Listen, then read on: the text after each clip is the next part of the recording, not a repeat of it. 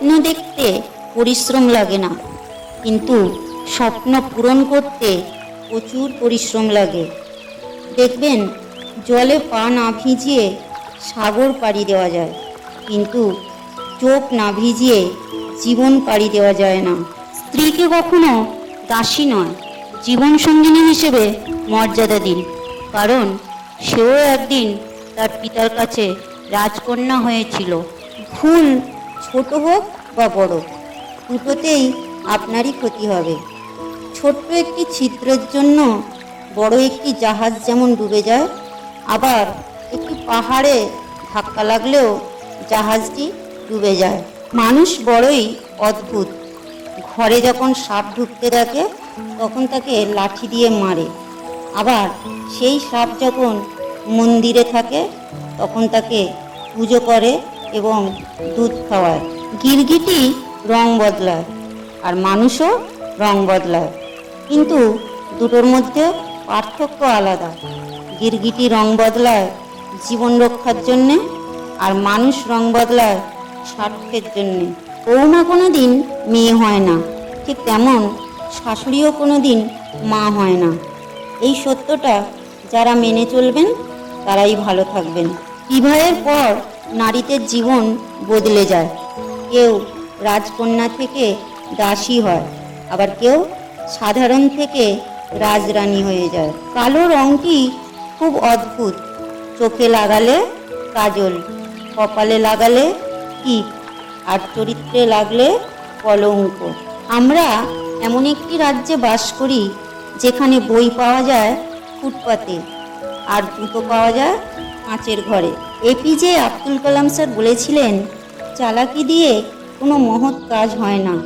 যদি তাই হতো তাহলে মানুষ বাড়িতে কুকুর না পুষে শিয়াল পুষত। জীবনে ভালো থাকার 8টি উপায়। 1. সব কথার উত্তর দেবেন না। 2. কোনোদিন কাউকে ঠকাবার চিন্তা করবেন না। 3. যার সাথে আপনার মনের মিল নেই তার সাথে সম্পর্ক রাখবেন না। 4. যে সত্য বললে রেগে যায় তার সাথে কথা বলবেন না। 5. যে আপনাকে দেখে হিংসা করে তাকে এড়িয়ে চলুন। 6. কারো বিপদে নিজে থেকে যাবেন না। 7. কারো কাছে কোনো দিন বিনা পরিশ্রমে হাত পাতবেন না। 8. সমস্যা আসলে ভেঙে পড়বেন না। এটা জানবেন, রাত পোহালেই তবেই সূর্য উদিত হয়। মানব জনম আর ফিরে আসবে না, তাই রাগ, দুঃখ, ঘৃণা এবং অন্যের সাথে অশান্তি করে সময় নষ্ট করবেন না। নিজে খুশি থাকুন, অন্যকেও খুশিতে রাখুন। মানুষ আপনাকে অভিশাপ দিক বা না দিক, প্রকৃতি আপনার থেকে বদলা ঠিক নেবেই। আর এটা ভেবেই আপনি কাউকে কোনোদিন ঠকাবেন না। সকলেই বলেন ভালো কর্ম করলে স্বর্গবাস হয় আর খারাপ কর্ম করলে নরকবাস হয়। কথাটি ভুল। স্বর্গ বা নরক বলে কিছু হয় না।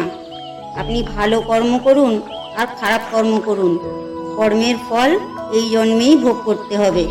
পার্থক্য শুধু একটাই, অতীতে যে কর্মটি করে এসছেন তার ফল এখন ভোগ করছেন, আর এখন যে কর্মটি করবেন ভবিষ্যতে আপনি সেটি ভোগ করবেন। প্রকৃতির নিয়ম অনুসারে গরু ঘাস খেয়ে দুধ দেয়, আবার সাপ দুধ খেয়েও বিষ উগলায়। তাই কে কি খাচ্ছে সেটা গুরুত্বপূর্ণ নয়, সমাজকে কে কি দিচ্ছে সেটাই গুরুত্বপূর্ণ।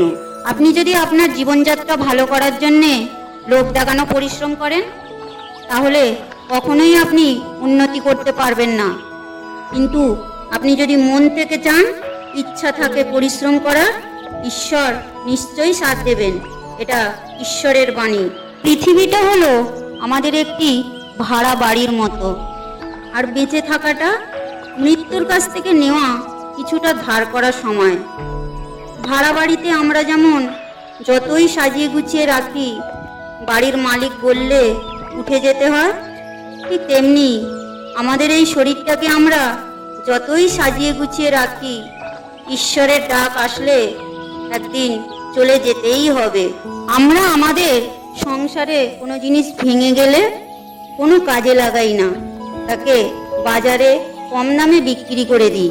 কিন্তু প্রকৃতি তার পুরনো জিনিস ভেঙে নতুন জিনিসের সৃষ্টি করে। দেখবেন মেঘ ভেঙে বৃষ্টির সৃষ্টি হয়, পাহাড় ভেঙে নদীর সৃষ্টি হয়, আবার মাটি ভেঙে চাষের জমি সৃষ্টি হয়। একটি বীজ যখন মাটিতে পড়ে কোনো শব্দ ছাড়াই বেড়ে ওঠে, কিন্তু দেখবেন একটি বড় গাছ যখন ভাঙে শব্দ করেই ভাঙে। ধ্বংসের শব্দ আছে, কিন্তু সৃষ্টি শান্ত। তাই আপনি যদি উন্নতি করতে চান, কাউকে কিছু বলবেন না, কারণ কেউ আপনার উন্নতি সহ্য করতে পারবে না। আপনি নিঃশব্দে বেড়ে উঠুন আর সকলকে চমকে দিন। ভগবান বলেন, আপনাকে যে কাঁদিয়েছিল সেও একদিন কাঁদবে। আর আপনি যদি ভাগ্যবান হন, ভগবান আপনাকে দেখার জন্য সেই দিনটিও দেবে। শুধু তাই নয়, আপনার জন্যও যদি কারো চোখের জল পড়ে, প্রকৃতি একদিন না একদিন ঠিক বদলা নেবে আপনার কাছ থেকে। ভগবান কারো একার নয়, সকলের জন্য সমান। পৃথিবীতে কেউই পরিপূর্ণ নয়। দেখবেন কোকিলের কণ্ঠ দিয়েছে, কিন্তু রূপ কেড়ে নিয়েছে। রূপ দিয়েছে ময়ূরকে, কিন্তু তার ইচ্ছে কেড়ে নিয়েছে। ইচ্ছে দিয়েছে মানুষকে, কিন্তু তার সন্তুষ্টতা কেড়ে নিয়েছে। সন্তুষ্টতা দিয়েছে সন্ন্যাসীকে, কিন্তু তার সংসার কেড়ে নিয়েছে।